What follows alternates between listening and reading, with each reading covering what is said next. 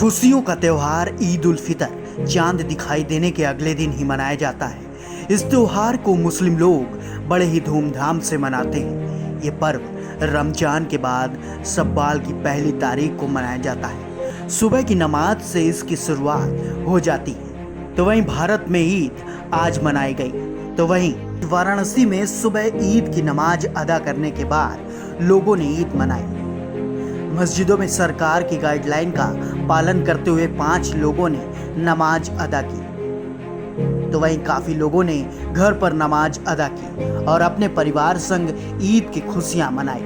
बताते चले कि इस कोविड-19 महामारी से पूरा देश जूझ रहा है, फिर भी मुस्लिम भाइयों ने घर में रहकर ईद की खुशियां मनाई। मुस्लिम भाइयों ने 1 महीने के रोजा में अल्लाह ताला से यही दुआ की कि कोविड-19 महामारी से जल्द हमारे भारत को छुटकारा मिले और लोग पहले की तरह खुशी और अमन चैन से एक दूसरे से मिले और स्वस्थ रहें।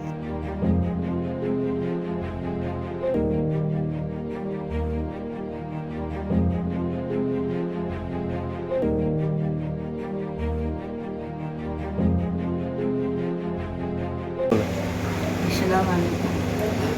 बहुत खुशी का मौका है कि हम लोगों को इतनी इबादत पर रोज़ा रखने की मिला है मौका कि हम लोगों ने खुशी मनाया और इसके लिए दुआ किया गया कि इस बीमारी से या इस कोरोना जो भी है इसकी आफत, हम लोग इसको आफत मानते हैं। दुआ में यही रोकर दुआ किया कि अल्लाह ताला हमारी दुआ कबूल करे, इस आफत से मुसीबत से हम लोग को मिल जाए। मेरा नाम शेख मोहम्मद आसिफ है। मैं सबसे पहले आज पूरे देश में सभी लोगों को ईद की मुबारकबाद दूंगा। और जहाँ तक कोरोना काल चल रहा है, सोशल डिस्टेंसिंग पालन हो रहा है और हमारे शासन प्रशासन और उलमा ने ये कहा कि घरों के अंदर ईद की नमाज़ पढ़ी जाएगी। हम लोगों ने घरों के अंदर ईद की नमाज़ पढ़ी है अपने परिवार के साथ, अपने बच्चों को साथ, अपने भाइयों को संग, जिसमें हम लोग हैं। और वो उत्साह तो नहीं है जो हर साल उत्साह होता है। पिछले साल भी लॉकडाउन में हुई थी, लेकिन पिछले साल का बनस्पति इस बार ये है कि थोड़ा हम लोग को समय मिल गया था। हम लोग को शुरुआत में कुछ की सामान ले ली, चूँकि लॉकडाउन में सामान तो ला नहीं पाए, लेकिन जो घर में था उसको बनाकर हम अपने बच्चों के साथ ईद मना रहे हैं। क्या कहना चाहेंगे ईद पे और लोगों के लिए? और लोगों से यही करेंगे कि जब तक ये बीमारी है, ये वबा है, तब तक सेफ रहिए, सुरक्षित रहिए, घरों में रहिए और सरकार की जो भी गाइडलाइंस आती है उसको फॉलो कीजिए। और सभी लोगों से ये गुजारिश है कि अपने अपने घरों में, क्योंकि बीमारी किसी की नहीं है, ये ना हमारी ना आपकी, सबकी है, किसी को लग सकती है। और हम लोगों ने पिछले महीने देखा गया है कि हिसाब से परेशानी, उस परेशानी को देखते हुए यही है कि घर में रहिए, सुरक्षित रहिए। त्यौहार तो ठीक है, आते रहेंगे जाते रहेंगे, लेकिन एक कसक तो रहती है दिल में, लेकिन उसके लिए हम अपने जीवन को खिलवाड़ नहीं कर सकते, इसलिए जीवन ही महत्वपूर्ण है। त्यौहार तो हम अगले साल भी मना लेंगे। और ये मैं यही अपने सभी देशवासियों से यही कहूँगा कि घर में रहिए, सुरक्षित रहिए, सेफ रहिए। देखिए, पूरे दुनिया के अंदर आज ईद उल फितर का त्यौहार मनाया गया। 30 रमज़ान के बाद अल्लाह रब्बुल इज़्ज़त ने मुसलमानों को शुक्राने के तौर पर ईद की नमाज मिलती है।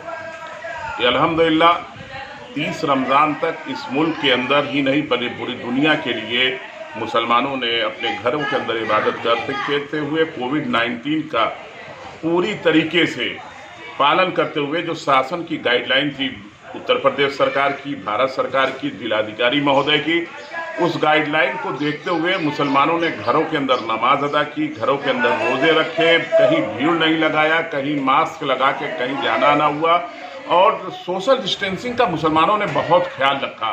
लेकिन मैं जिन लोगों की घरों की मौत हुई हो, चाहे हिंदू हो, चाहे मुसलमान हो, चाहे सिख हो, चाहे ईसाई हो, हम पवित्र ईद के दिन आज मैं उनके परिवार के लोगों के साथ दुख और दर्द में खड़ा होते हुए मैं उनको खुदा से और भगवान से, मस्जिदों से, घरों से ये प्रार्थना हुई कि मालिक उनको ताकत दे, उनके घर को सब्र और ज़मीन अता फरमाए। और पूरे हिंदुस्तान के अंदर अमन व अमान के लिए दुआएं की गई और इस वबा से निजात के लिए बेशुमार दुआएं हुई कि अल्लाह जिन लोगों के घर में कोविड के मरीज हैं, उनको, कोरोना से जो लोग परेशान हैं, उनको निजात दिला दे, चाहे वो किसी मज़हब का हो। हिंदुस्तानी वतनी भाई के लिए, हर आदमी के लिए लोगों ने दुआएं की, चाहे वो मुसलमान हो, चाहे सिख हो, चाहे ईसाई हो। और बहुत बेहतरीन तरीके से लोगों ने गाइडलाइन का पालन किया, सोशल डिस्टेंसिंग का पालन किया। मस्जिदों में 5 आदमी ने नमाज अदा की, घरों के अंदर नमाज अदा हुई। हम सेवैयाँ भी खा रहे हैं, गरीबों में भी तकसीम कर रहे हैं।